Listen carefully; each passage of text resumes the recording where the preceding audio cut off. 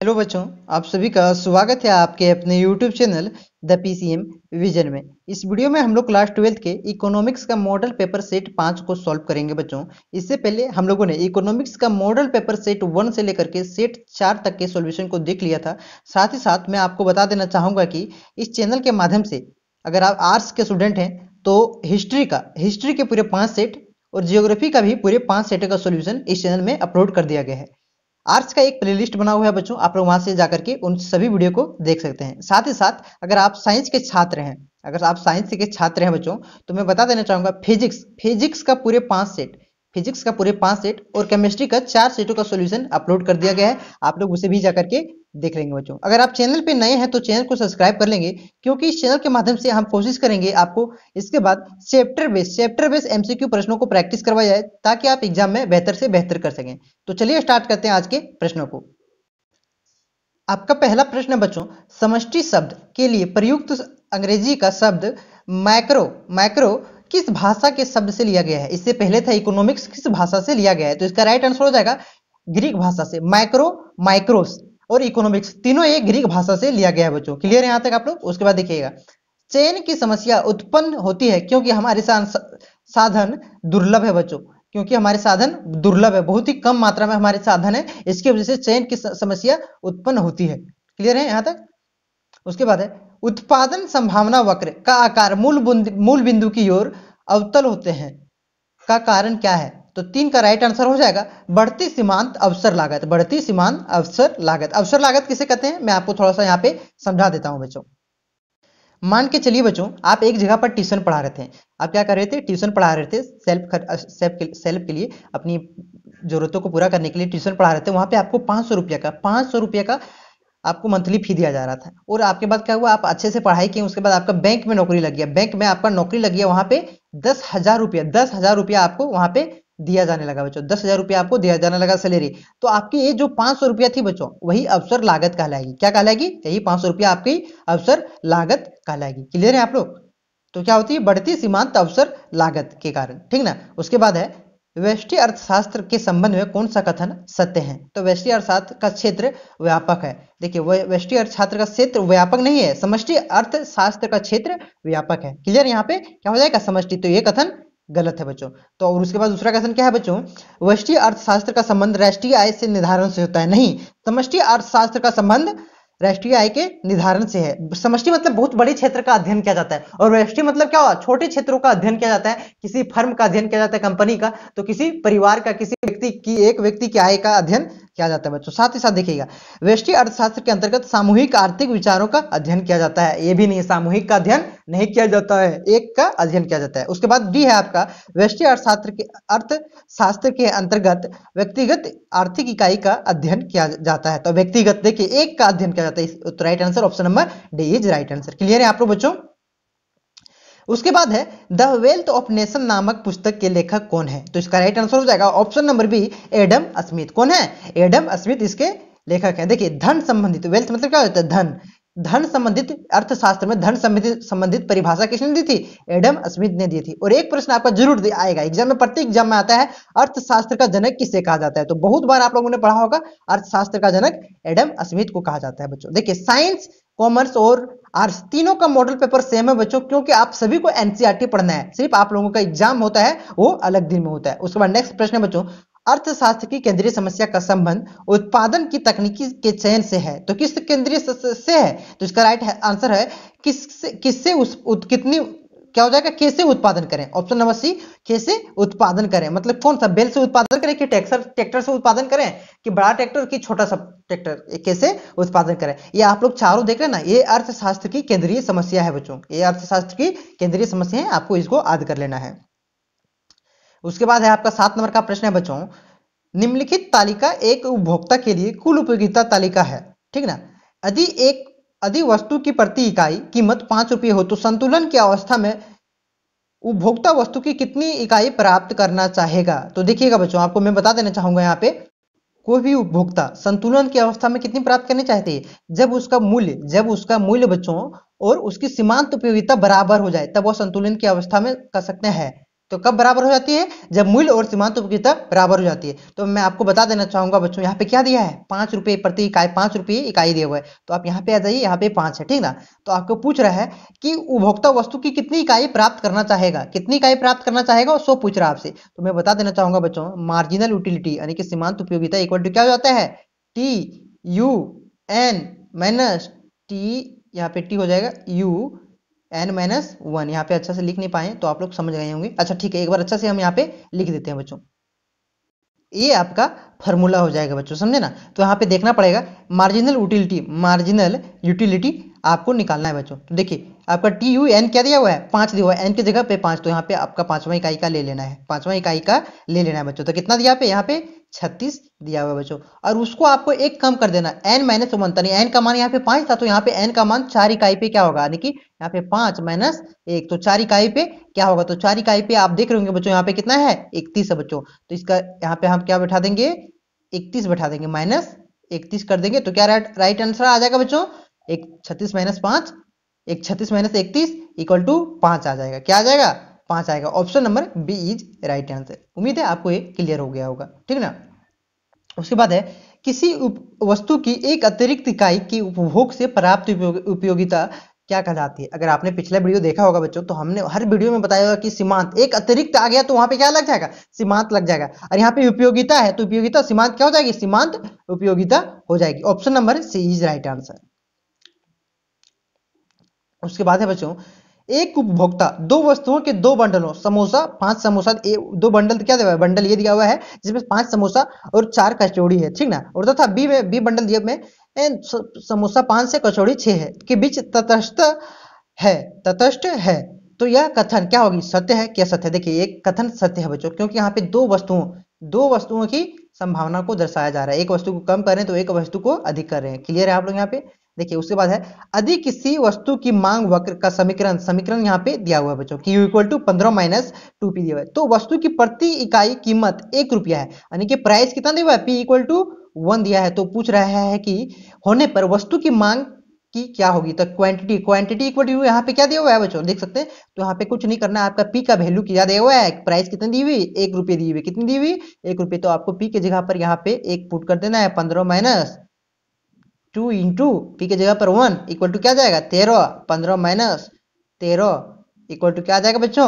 आप बता दीजिएगा क्या आ जाएगा? 15 minus 2, 15 minus 2, 15 minus 2 equal to क्या आ जाएगा? 13 आ जाएगा। ऑप्शन 13 आ जाएगा। Option number B is right answer. Clear है? ऑप्शन नंबर बी आ जाएगा। देखिए यहाँ पे आपको पुट कर देना है, 15 यहाँ पे दिया हुआ है बच्चों।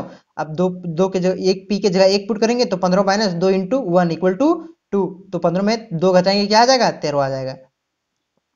उसके बाद है, यदि किसी वस्तु का मांग फलन Q इक्वल टू 1/P है, तो मांग वक्र के प्रत्येक बिंदु पर मांग की लोच का मान क्या होगा? तो 11 नंबर का आपका राइट आंसर हो जाएगा, 1 से अधिक होगा। क्या होगा? 1 से अधिक हो जाएगा। क्लियर है आप लोग यहाँ पे? उसके बाद आपका नेक्स्ट प्रश्न है बच्चों, रुकिए रुकिए रुकिए रुकिए रुकिए, सॉरी बच्चों, ये आपका आंसर नहीं है। आपका आंसर हो जाएगा option number B. Option number B हो जाएगा बच्चों। क्या हो जाएगा? ऑप्शन नंबर बी आपका राइट आंसर हो जाएगा। एक राइट आंसर होगा 11 का, ठीक ना। उसके बाद आपका दिया हुआ है बच्चों, उसके बाद क्या दिया हुआ है? उसके बाद आपका है, हाँ, माना कि एक बाजार में केवल 2 उपभोक्ता है। कितने उपभोक्ता हैं? 2 उपभोग करने वाला है, ठीक ना। एक वस्तु की के लिए जिनकी मांग को निम्न तालिका में दिखाया गया है, मांग को निम्न तालिका में दिखाया गया। देखिए यहाँ पे क्या दिया हुआ है? प्राइस दिया हुआ है, और यहाँ पे 2 वस्तुओं की मतलब उपभोक्ता 1 की डिमांड दी गई है और उपभोक्ता 2 की डिमांड दी गई है। तो आपको पूछ रहा है वस्तु की कीमत 3 पर वस्तु की बाजार मांग की मात्रा क्या होगी? मतलब वस्तु की कीमत यहाँ पे पूछ रहा है, वस्तु की कीमत क्या, यहाँ प्राइस पे पूछ रहा है, 3 रुपये होने पर, 3 होने पर वस्तु की बाजार मांग क्या होगी? तो आपको पहले पिछला वीडियो में बताया हुआ था, बाजार मांग क्या होती? कुल उपभोक्ताओं के उपभोग को, मतलब सभी उपभोक्ताओं के मांग को, सभी उपभोक्ताओं के मांग को क्या कहते हैं? बाजार मांग कहते हैं। तो यहाँ पे कितने उपभोक्ता हैं? सभी मतलब 2 उपभोक्ता हैं। मात्र कितने हैं? 2 हैं। तो इन दोनों की मांग को क्या कहेंगे? योग को बाजार मांग कहेंगे। तो दोनों का योग क्या हो जाएगा? देखिए फर्स्ट वाला क्या मांग कर रहा है? 7 मांग कर रहा है, और दूसरा वाला 18 मांग कर रहा है। 7 और 18 कितना हो गया? 25। Option number C is right answer है। क्लियर है बच्चों?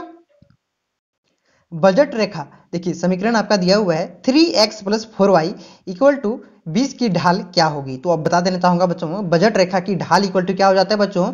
माइनस माइनस पी एक्स बटा पी वाई हो जाती है, पी वाई हो जाती है। तो पी एक्स का वैल्यू यहाँ पे कितना दिया हुआ है बच्चों, 3 दिया हुआ है। क्या दिया हुआ है, 3 दिया हुआ है। और यहाँ पे पहले -1 लगा हुआ था तो यहाँ पे -3 बटा और वाई का वैल्यू क्या दिया हुआ है, 4 दिया हुआ है। तो इसका राइट आंसर क्या हो जाएगा, 3/4। Option number B is right answer बच्चों। क्लियर है यहाँ तक। सारे फार्मूला को आपको याद कर लेना है। अगर आप हमारे चैनल पे नए हैं बच्चों तो चैनल को सब्सक्राइब कर लीजिएगा और पुराने वीडियो जो है आपके 1 से लेकर के 4 तक का सॉल्यूशन भी देख लेना है बच्चों। क्लियर है।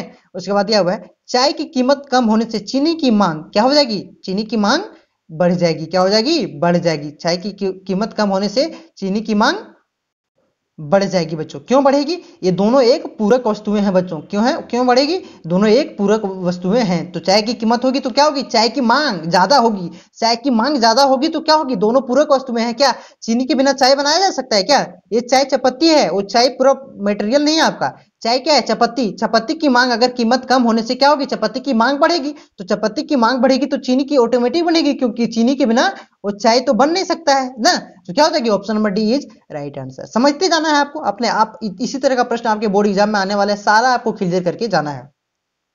ग्रिफिन वस्तु की मांग की वक्र ढाल होगी, धनात्मक होगी, शून्य होगी, ऋणात्मक होगी और इन्फिनाइट होगी। तो 15 नंबर का आपका राइट आंसर हो जाएगा धनात्मक होगी बच्चों। देखिए ग्रिफिन वस्तुओं किसे कहते हैं, समझिए। ग्रिफिन वस्तुएं उस वस्तुओं को कहते हैं जिसकी मांग बढ़ने के साथ साथ दाम बढ़ने के साथ साथ मांग भी बढ़े। दाम बढ़ने के साथ साथ मांग भी बढ़े। तो इसका एग्जांपल क्या हो जाएगा बच्चों, इसका एग्जांपल होगा मास्क। अभी हम लोग कोरोना में क्या देखे, मास्क का हम लोग क्या कर रहे थे, ज्यादा से ज्यादा मांग कर रहे थे बच्चों, क्योंकि उसका दाम भी बढ़ा था फिर भी उसका मांग कर रहे थे। तो इसी वस्तु को क्या कहा जाता है, ग्रिफिन वस्तु में कहा जाता है। कोई भी वस्तु ग्रिफिन वस्तु पहले से नहीं होता है बच्चों।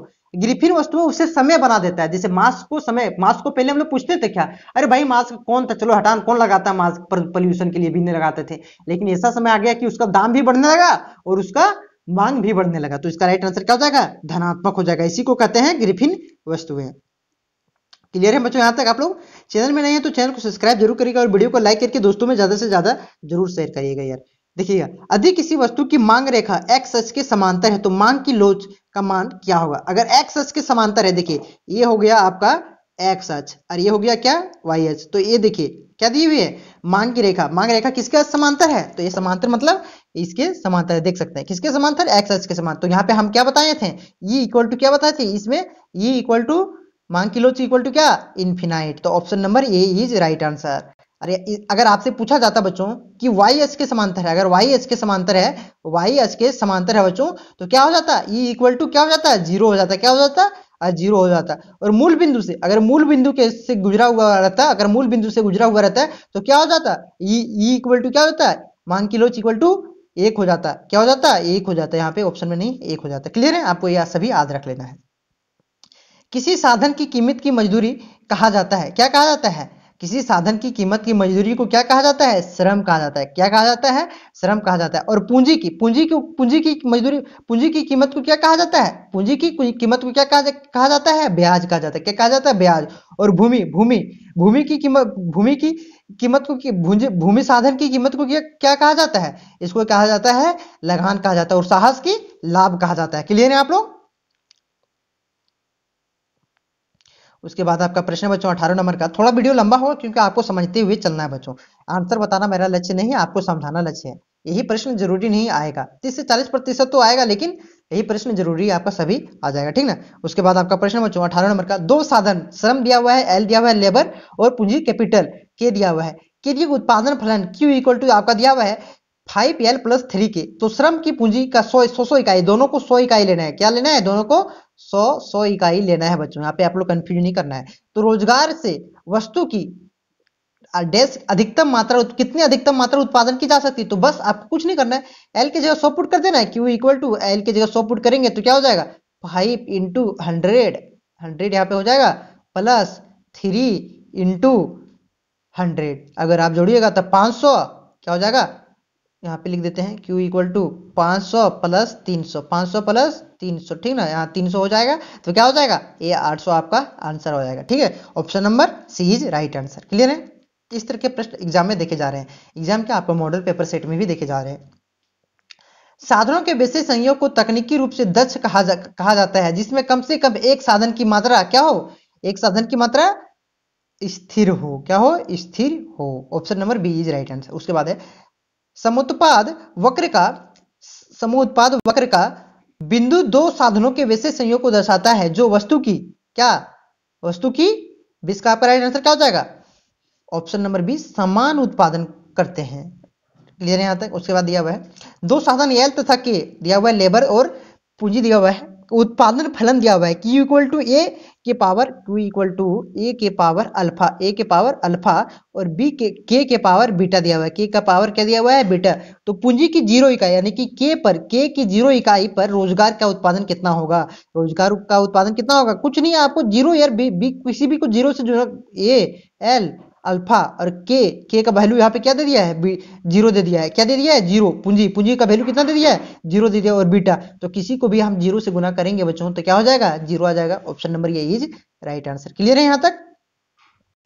22 नंबर का प्रश्न है बच्चों निम्नलिखित में से किस वक्र का आकार यू के आकार का होता है। तो 22 नंबर का आपका राइट आंसर हो जाएगा। बहुत बार बताए हुए हैं किसका औसत परिवर्तनशील लागत कैसे होता है इस तरह से ठीक ना औसत परिवर्तनशील लागत। उसके बाद है कॉप डगलस उत्पादन फलन Q equal to A L के power alpha K power B में पैमाने का ह्रास मान प्रतिफल क्या होगा जब क्या हो जाएगा ह्रास मान पूछा बच्चों जब लेस देन क्या हो जाएगा लेस देन 1 हो जाएगा। क्या हो जाएगा लेस देन 1 हो जाएगा। तो इसका राइट आंसर हो जाएगा ऑप्शन नंबर सी। और जब आपका क्या पूछे जब आपका एक से ज्यादा हो जाए जब एक से वो ग्रेटर देन 1 हो जाए तो क्या हो जाएगा ह्रासमान नहीं वहां पे विद्यमान हो जाएगा वृद्धिमान हो जाएगा ठीक ना वृद्धिमान हो जाएगा। ऑप्शन नंबर बी उस समय होगा। और जब आपका पूछा जाए बराबर जब स्थिर हो बराबर हो a plus B equal to जब 1 दे दिया जाए बच्चों तब क्या हो जाएगा पैमाने का बराबर प्रतिफल हो जाएगा। क्या हो जाएगा पैमाने का बराबर प्रतिफल हो जाएगा। उसके बाद है निम्नलिखित में से परिवर्तनशील लागत का उदाहरण है। परिवर्तनशील मतलब जिस तरह से हम लोग उत्पादन बढ़ाएंगे उस तरह से हमारा परिवर्तन लागत में भी परिवर्तन होगा। तो क्या इसका राइट आंसर क्या हो जाएगा कच्चे माल। मशीन का तो एक बार लगा देते हैं बच्चे तो वो क्या होगा फिक्स हो गया। अस्थाई बोल रहा है फिक्स कर्मचारी इसको इतना देना पड़ेगा आपको उत्पादन करे या ना करे तो ये भी आपका नहीं हो जाएगा ये भी क्या हो जाएगा स्थिर लागत हो जाएगा। और मकान की मासिक किराया आप दुकान खोल के बैठे बिक्री हो चाहे ना हो आपका ज्यादा प्रोडक्शन करे चाहे नहीं करे आपका क्या हो जाएगा मकान का मासिक किराया लगेगा। लेकिन ऑप्शन नंबर डी इज आपका राइट आंसर हो जाएगा ठीक ना। औसत लागत में वृद्धि होगी जब सीमांत लागत क्या हो जाएगा जब औसत लागत में वृद्धि हो जाएगी जब सीमांत लागत औसत लागत से अधिक होगी। Option number B is right answer. उसके बाद उत्पादन फलन देखिएगा 5L के पावर में दिया हुआ है 0.5 और के पावर है 0.5 पैमाने का डैश प्रतिफल प्रदर्शित करता है। तो इसका राइट आंसर होगा स्थिर प्रतिफल प्रदर्शित करता है। क्लियर है। उसके बाद आपका फिगर वाला आ गया है। देखिए एक वस्तु की पूर्ति वक्र को निम्न रेखा चित्र में दर्शाया गया है। इस पूर्ति वक्र में पूर्ति की कीमत का लोच का मांग मतलब यहाँ पे पूछ रहा है जो आपको दिखाया गया है ये उसमें पूछ रहा है आपका यहाँ पे पूर्ति की लोच का मान क्या होगा बच्चों। ये बार बार मैंने बताया यहाँ पे क्या हो जाता है पूर्ति की लोच की मांग यहाँ पे पूर्ति की लोच की मांग इसको अच्छा से हम बता देते हैं। पूर्ति की लोच की मांग यहाँ पे क्या हो जाता है इज ई इक्वल टू क्या हो जाता है ई इक्वल टू आपका हो जाता है 1 से अधिक हो जाता है 1 से अधिक। और यहाँ पे आपका पूछा जाए यहाँ पे क्या हो जाता है इज लेस देन 1 हो जाए। अगर मूल बिंदु से पूछा जाए तो ई इक्वल टू क्या हो जाता है 1 हो जाता है। और यहाँ पे पूछाया जाए वाई एच पे क्या हो जाता है ई इक्वल टू इन्फिनाइट हो जाता है बच्चों। ई इक्वल टू क्या हो जाता है इन्फिनाइट। और एक्स एच पे पूछा जाए आपको यहाँ पूछा जाए तो ई इक्वल टू क्या हो जाता है 0 ई इक्वल टू इन्फिनाइट और ई इक्वल टू 1 और ई इक्वल टू यहाँ पे क्या ग्रेटर देन 1 और ई इक्वल टू यहाँ पे लेस देन 1। ये सारा प्रत्येक वीडियो में बताया गया और प्रत्येक वीडियो में इससे प्रश्न आ रहा है तो आपका एग्जाम में भी इससे प्रश्न आने वाला है। उसके बाद है मांग की अधिकाई की स्थिति होती है जब 28 नंबर का आपका राइट आंसर हो जाएगा पूर्ति की तुलना में मांग अधिक हो जाती है। अधिकाई मतलब क्या हो गया जब मांग अधिक हो जाए यार बाजार में माल ही ना रहे तो उसी समय मांग अधिकाई की स्थिति होती है। और पूर्ति अधिकाई की मतलब जब पूर्ति बहुत ज्यादा हो जाए और बाजार में मांग ही ना करे तो पूर्ति अधिकाई की स्थिति उस समय होती है। बाजार संतुलन के संबंध में कौन सा कथन सत्य है। बाजार संतुलन की स्थिति में जब होती मांग और पूर्ति दोनों बराबर हो। ऑप्शन नंबर ये इज राइट आंसर हो जाएगा। उसके बाद देखिए आपको सॉरी सॉरी आपको सारा ऑप्शन पढ़ना है बच्चों। मैंने क्या क्या ऑप्शन नंबर ये ही देखा और राइट आंसर बता दिया, नहीं, आपको सारा ऑप्शन पढ़ना है। मांग अधिकाय शून्य हो, ये भी सही है। पूर्ति अधिकाय भी शून्य हो, पूर्ति भी ज्यादा नहीं होना चाहिए और मांग भी ज्यादा नहीं हो, तो ऑप्शन नंबर डी इनमें से सभी हो जाएगा। देखिए आपको इस तरह से मिस्टेक नहीं करना है एग्जाम में, सारा ऑप्शन को पढ़ना है, नहीं कि एक ऑप्शन देखें और ऑप्शन नंबर ये में ही आपका आंसर मिल गया तो मार दिया, नहीं, इनमें से सभी भी हो सकता है, ठीक ना। देखिए जो गलती मैं यहाँ पे कर रहा था वो आपको गलती एग्जाम में नहीं करना है। उसके बाद है किसी वस्तु की कीमत में 4% की कमी की जाती है और करने पर उसकी पूर्ति में की मात्रा में 3% की वृद्धि हो जाती है बच्चों। तो क्या होगी, वस्तु की पूर्ति का लोच क्या हो जाएगी, पूर्णता सापेक्षिक बेलोचदार हो जाएगी। इसका 30 का आपका राइट आंसर क्या हो जाएगा, option number D is right answer. Clear है आप लोग यहां तक। उसके बाद आपका नेक्स्ट प्रश्न बच्चों, यदि अल्पकाल में एक पूर्ण प्रतियोगी फर्म के लिए वस्तु की कीमत औसत परिवर्तनशील लागत है से कम है तो फर्म वस्तु की कितनी इकाइयों का उत्पादन करेगा। तो इसका राइट आंसर हो जाएगा 0 इकाई का उत्पादन करेगा। क्लियर है यहां तक। एक बाजार में फर्मों की संख्या में कमी होने से वस्तु की पूर्ति क्या हो जाएगी, फर्मों की संख्या में कमी होने से वस्तु की पूर्ति भी क्या हो जाएगी, कम हो जाएगी यार। 32 का ऑप्शन नंबर यही राइट आंसर। मतलब वहां पे दुकान ज्यादा रहेगा नहीं तो हम लोग पूर्ति क्या करेंगे, वहां पे माल क्या बेचेंगे, बेचेंगे क्या, नहीं ना बेचेंगे, दुकान को देंगे माल क्या देंगे, नहीं देंगे, कम हो जाएगी तो कम हो जाएगी। 33 नंबर का आपका राइट आंसर क्या हो जाएगा, देखिएगा प्रश्न क्या है, बाजार में पूर्ति अधिकाय की स्थिति उत्पन्न होती है। पूर्ति अधिकाय मतलब कब पूर्ति, अभी मांग अधिकाय की पूछा था, तो पूर्ति अधिकाय की क्या हो जाएगी, जब मांग कम हो जाएगी, पूर्ति की तुलना में मांग कम हो जाएगी, तो मांग की तुलना में पूर्ति अधिक हो जाएगी। दोनों एक ही है यार, उल्टा थोड़ा बोल रहे हैं। वस्तु की मांग की तुलना में पूर्ति अधिक हो जाएगी कि तो पूर्ति की तुलना में मांग कम हो जाएगी। इसी को option number D is right answer. यहाँ पे पूर्ति और मांग अधिकाय को आपको याद कर लेना है। 34 नंबर का आपका प्रश्न है बच्चों, दीर्घ काल में वस्तु की मांग घटने से सामयिक कीमत में क्या होती है। तो इसका राइट आंसर आपका हो जाएगा कोई कमी में कमी होगी, क्या होगी, कमी होगी, ठीक ना। उसके बाद है बाजार संरचना में प्रतियोगिता घटने से फार्मों के बीच प्रतियोगिता के व्यवहार में कमी होगी, वृद्धि होगी, तीव्र गति से कमी होगी, कोई परिवर्तन नहीं होगा। तो इसका राइट आंसर हो जाएगा वृद्धि होगी। उसके बाद अगला अगला प्रश्न है आपका बच्चों, एक एकाधिकारी वस्तु की मांग की लोच 1 के बराबर होगी जब जब क्या, सीमांत आय शून्य होगी, सीमांत आय धनात्मक होगी, सीमांत आय और औसत आय बराबर होगी होती है, सीमांत आय ऋणात्मक होगी। तो 36 का आपका राइट आंसर हो जाएगा सीमांत आय शून्य होती है तब। उसके बाद है किस बाजार संरचना में एक फर्म के लिए औसत आगाम वक्र की ढाल ऋणात्मक होती है। तो 37 का आपका राइट आंसर हो जाएगा एकाधिकार में, एक फर्म के लिए पूछ रहा है तो एकाधिकार हो जाएगा, ठीक ना। उसके बाद है मांग वक्र का आकार क्या होगा जब कुल आगाम वक्र का शिक्षित रेखा हो। तो 38 का आपका राइट आंसर हो जाएगा बच्चों आयताकार परवलयीय। उसके बाद है मांग वक्र का आकार क्या होगा ताकि कुल आगाम वक्र मूल बिंदु से होकर गुजरे हुई धनात्मक ढाल की एक सरल रेखा हो। तो 39 का आपका राइट आंसर हो जाएगा बच्चों ऑप्शन नंबर बी मात्रा अक्ष के समांतर। उसके बाद है नीचे दिए गए फर्म में सीमांत आगाम अनुसूची के से वस्तु की 6 इकाई, मतलब पूछ रहे सीमांत आगाम मतलब एक अतिरिक्त इकाई, कहाँ 6 इकाई के उत्पादन से कुल 6 इकाई पर पूछ रहा है, 6 इकाई पर आपका पूछ रहा है सीमांत आगाम क्या होगा। तो आपको कुछ नहीं करना बच्चों, जो सीमांत आगाम पूछ रहा है कुल सीमांत, तो यहाँ पे आपको क्या करना है, जोड़ देना है। क्या करना है, सभी को जोड़ देना है। 10 8 18 और 6 24 और 4 28 और 2 30 और 0 क्या हो जाएगा, 0 30 और 0 30 होगा ना भाई। तो option number C is right answer.